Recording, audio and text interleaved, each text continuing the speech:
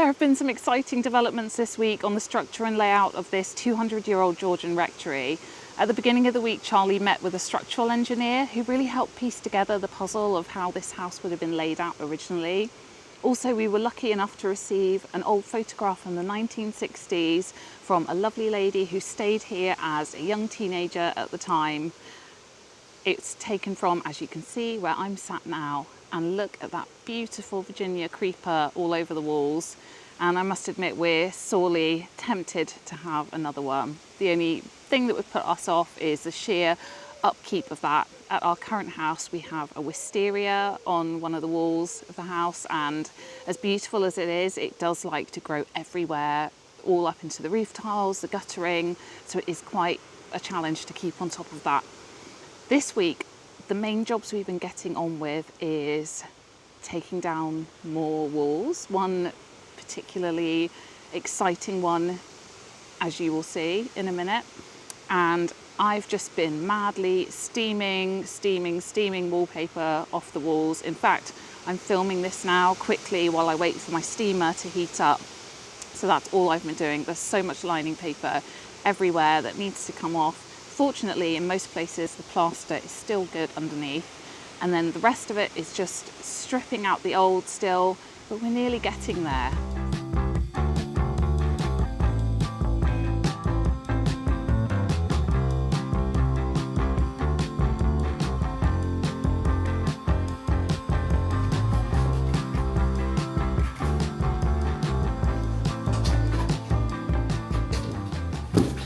There's something that's been bothering us about this house almost since we first saw it, and that is the wall that divides the main hallway. So as we come into this main hallway, there is a solid wall at the end, right between the two halves of the house.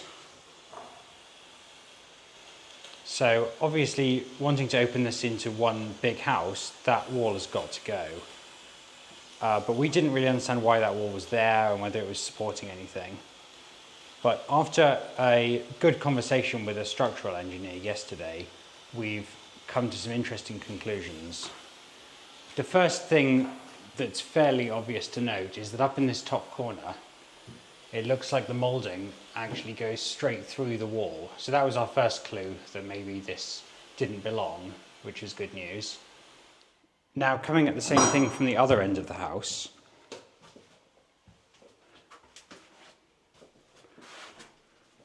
we've got this false ceiling down that was covering the whole hallway. And now that we've done that, there are a couple of interesting things. The first one is that we can now confirm that that moulding does come all the way through the wall and has been cut off on this side.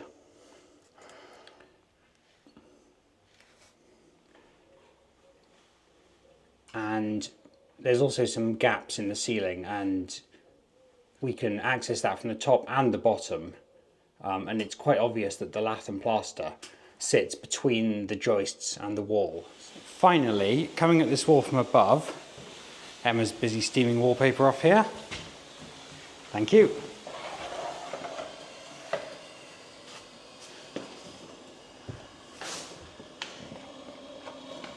We can see those holes down into the floor below. And I don't know how well I can get this on camera, but the joists just continue straight on through past this wall. These floorboards I've taken up are directly above the wall now, and there's absolutely nothing here to indicate a wall. It's just lath and plaster straight down. So I think we are very safe to take that block wall down. And that's the other part, is that it is made of blocks, so it's obviously not a particularly old wall.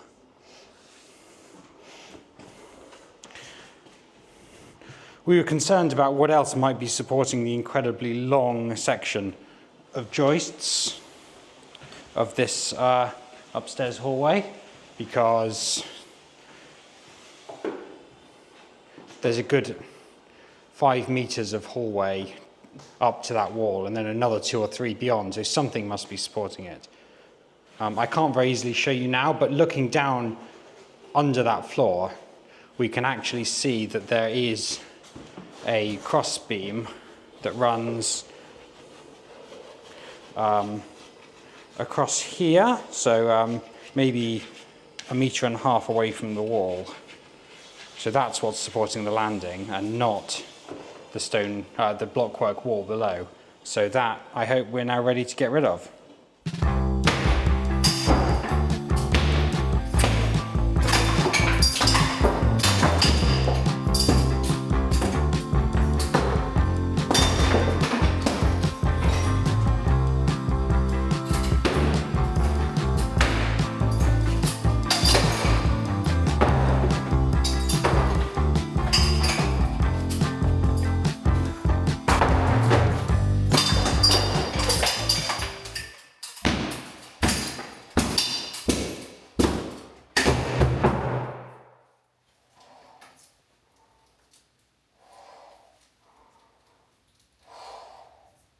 I've got a problem.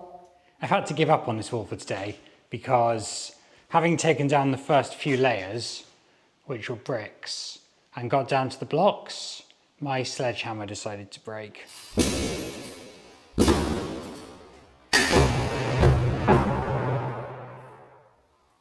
got a problem. And it really does need the sledgehammer to get these blocks down. So let's go up and have a look. Up at the top we've got lath and plaster ceiling, and the wall was just built under that. You can see where the moulding went straight through. And we've taken 4 or 5 layers of bricks out so far, and we've got down to this breeze block beneath. And that's going to be so nice when it's opened up. We can actually walk the full length of the house. But I'm not going to be able to get these breeze blocks out. I did try smashing at them with a hammer and chisel, but I just got absolutely nowhere. So I'm going to have to come back tomorrow with a brand new sledgehammer and lump hammer and carry on from there.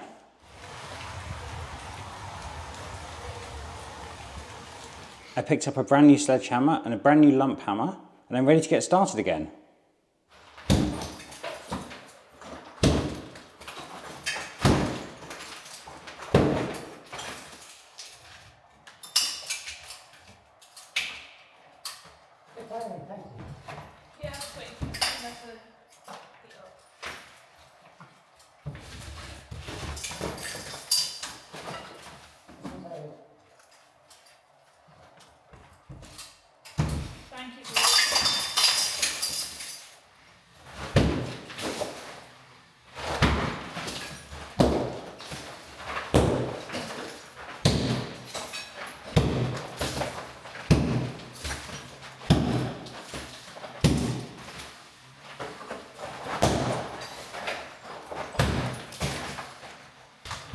And the wall is tough.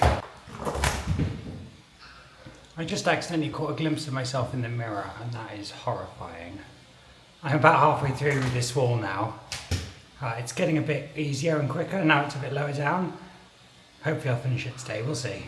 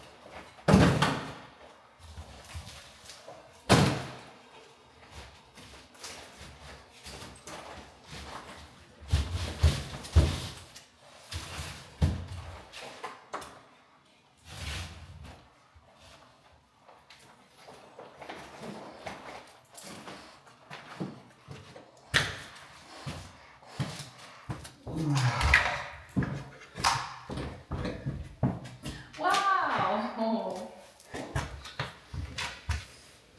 Oh my God, state of you.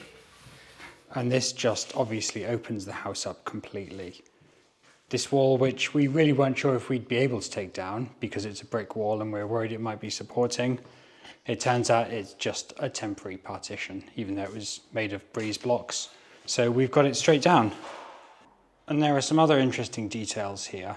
These two rooms now in front of me to the left, you can see that one of them has a lovely, really old door on it.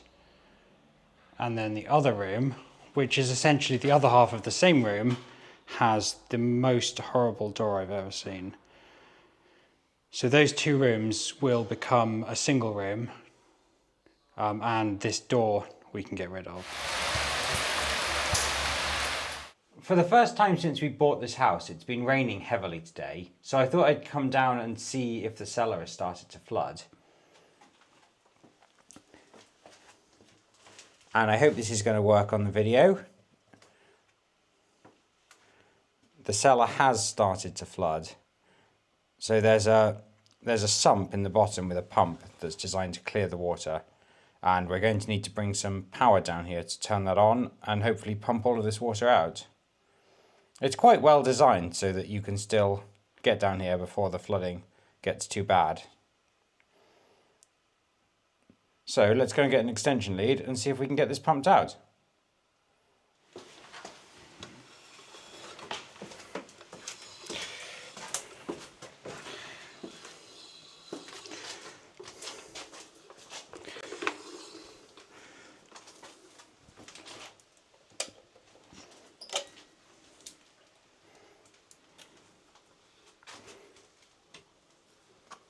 Need to find a good place to hook this on the wall, really. Oh, there we go.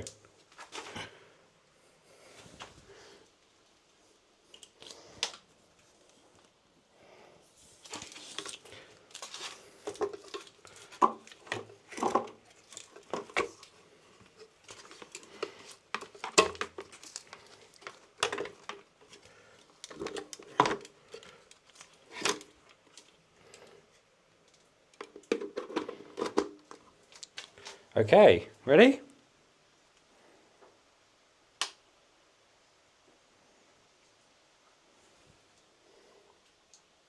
That was anticlimactic. Why did nothing happen?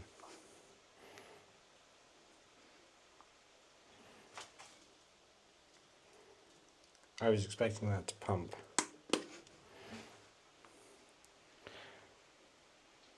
I'm going to need a stick. I'll give it a poke.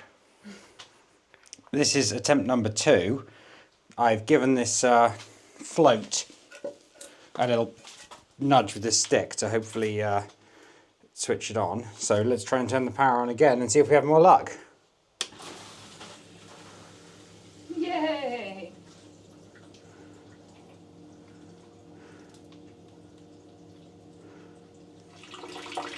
And that just pumps all the water out into the, just straight into the drain outside.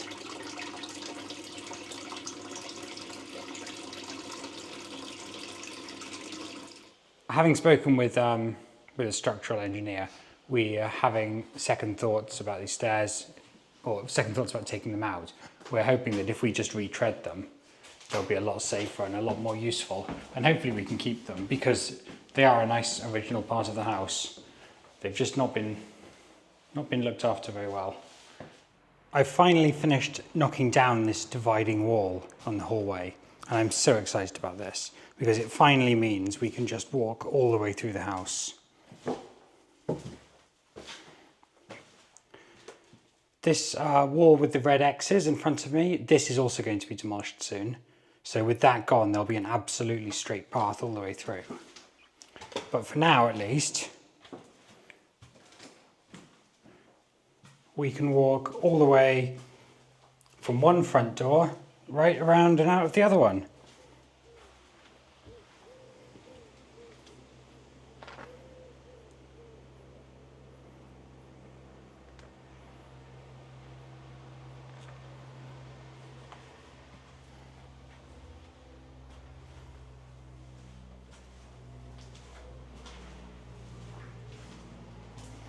I have spent most of the afternoon just cleaning up rubble, so It looks kind of tiny now, but this entire floor was like ankle deep in rubble from this wall.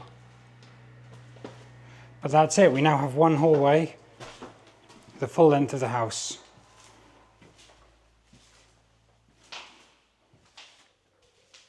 Another thing that's particularly exciting about this, though, is that when I took down the wall, it exposed an area under the floorboards here. And I hadn't really looked under the floorboards in this very middle bit of the house. And you won't be able to see with this camera now, but I'm going to show you a picture on the screen now of what's down there. There is another cellar. It's actually the same cellar, but a wall has been put up down there, dividing it into two. And this half that has these amazing arches for storage just isn't accessible anymore. So we're going to have to get down there at some point and look at reconnecting the two parts of the cellar so that we can use it properly as it was originally intended.